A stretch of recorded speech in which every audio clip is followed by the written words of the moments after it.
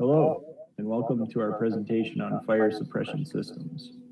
We will be discussing the importance, significance, and electrical implications of the fire suppression system as a whole. We will also provide some personal experience each of us has had with these fire systems.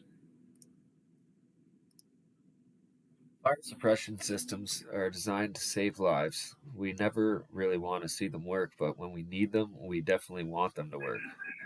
They aren't just electrical either. They can involve any system like HVAC, mechanical, plumbing, and communications and telephone wire as well.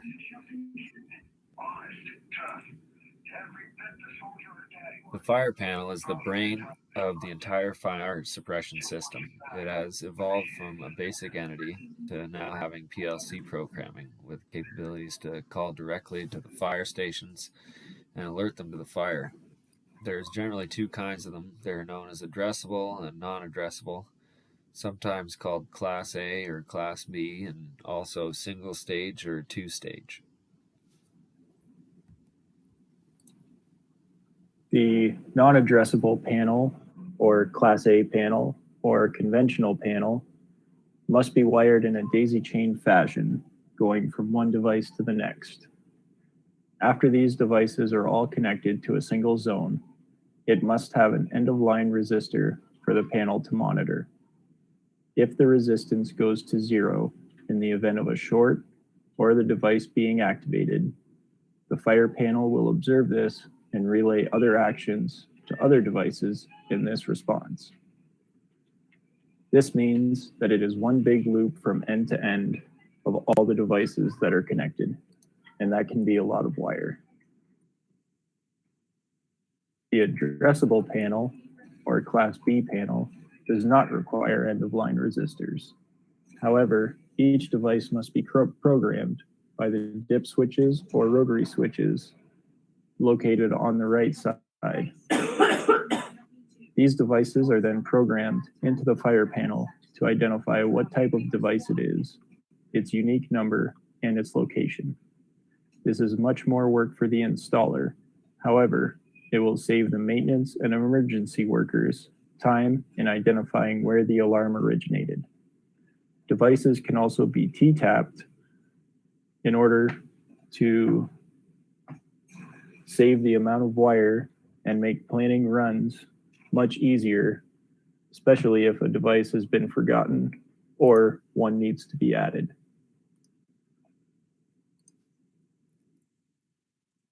Wiring of the fire systems has a few requirements, such as the use of copper wire only, no aluminum at all, because it's usually degrades if it's not terminated properly. It should be protected in a metal raceway, metal armor, sheath, non-rigid metal conduit, or encased in a non-metallic conduit in 50 millimeters of concrete or more. All wiring must be separate from other wiring, meaning its own raceway or identified as a fire cable. Typically, these ones are red. One of the devices I found interesting that is wired to a fire panel is a central vacuum system. It makes sense when you think about it, making sure the fire can't spread throughout the building. This goes to show that no system is really off limits when it comes to these fire panels.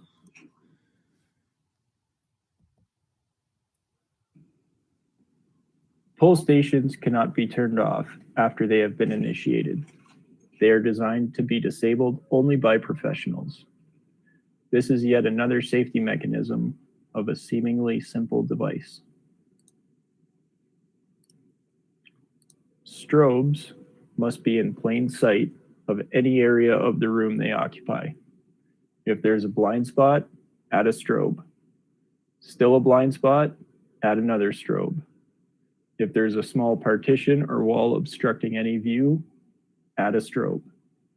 Depending on the size of the room, it could have one or several. And the size doesn't necessarily matter. A small room that has several obstructing viewpoints could have 4, whereas a large ballroom could have one single strobe.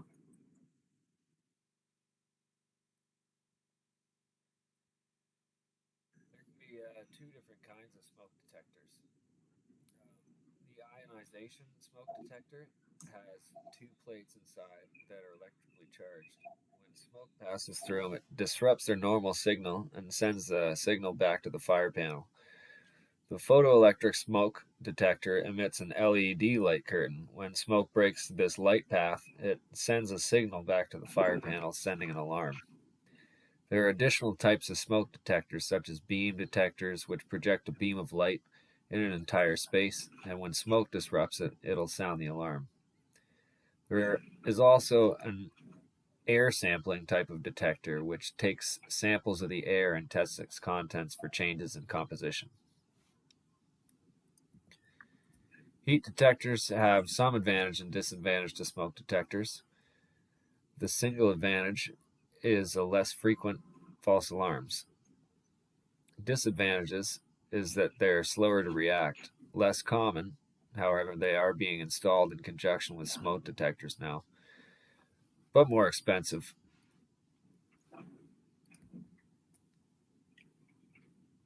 You may not think of emergency lights being part of the fire suppression system. However, they are a vital part, being that they provide a path to escape the room or for emergency crews to enter.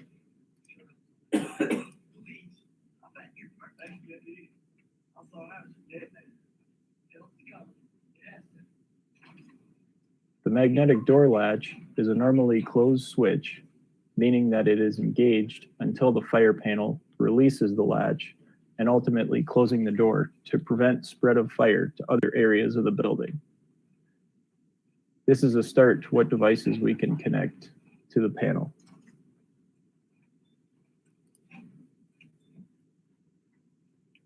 Sprinkler heads are not electrical.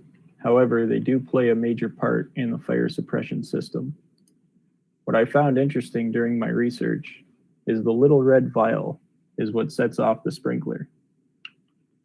This is a glass tube filled with some type of chemical that expands and breaks the glass. The red one, which is most common, reacts at 155 degrees Fahrenheit. There are different temperature sprinkler heads, and they all contain a different colored solution. There are yellow ones.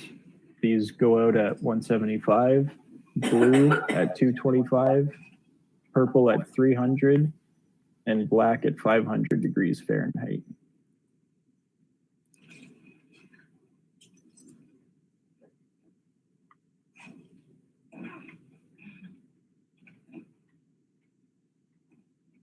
Buildings have become more complex in structure and technology. They include more sophisticated suppression systems. A fire damper is one of these systems. Its function is to choke off the fire of any oxygen source so it doesn't get any bigger. It is mechanically driven and has a failsafe that melts away at 160 degrees Fahrenheit. This closes up the dampers if, for any reason, the electrical system fails and the dampers don't close automatically. The picture on the right is what we would be wiring. It's an orange box that's wired to the fire panel. It is a small motor box with a lot of torque.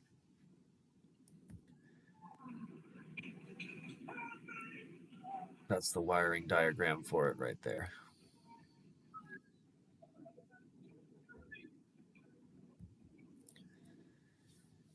During a fire, elevators can be a huge hazard because using them can expose you to smoke in elevator shafts, and that can be fatal.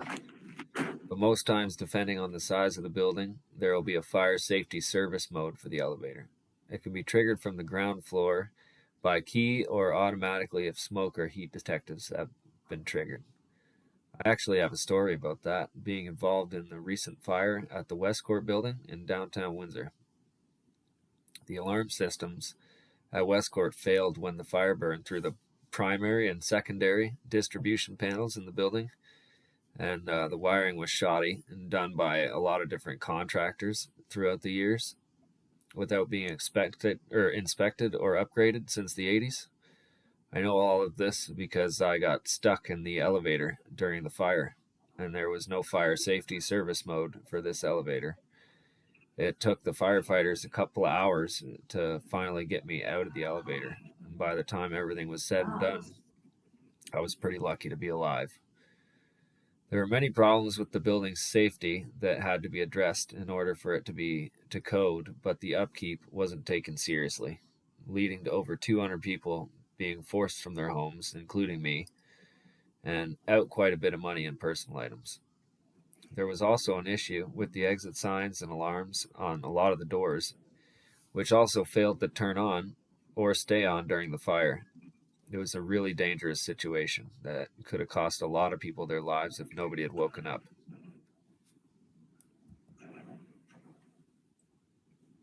And now we finally get to the fire. In the event of a real fire, there will be a release of either water or a chemical called Novec 1230. Both of these will help in fighting the fire until firefighters arrive and can extinguish the inferno.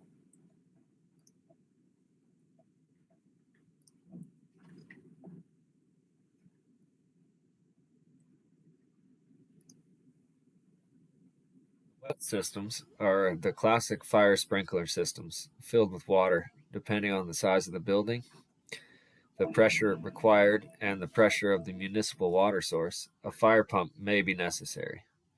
There's an abundance of information on fire pumps, how to wire and size them in both the CEC Section 32 and in the National Building Code.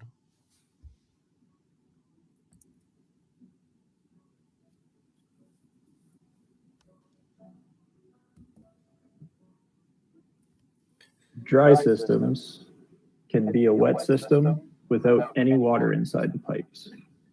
This may be beneficial in certain areas where freezing is an issue. An example could be a storage facility that is not temperature regulated.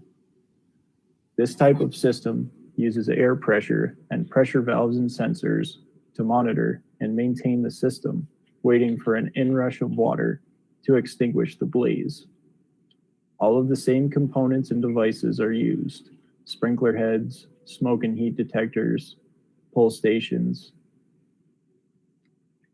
There is also the dry chemical Novec 1230, which is trademarked by 3M.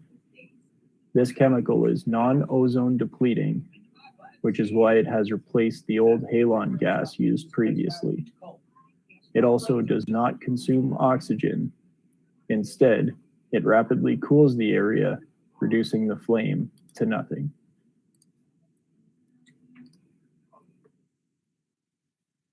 As buildings evolved, so too have the fire systems, as well as the components, wiring methods for installing these systems. As we can see, there is much more to installing fire suppression systems than just running some wires to and from devices and going back to the fire panel.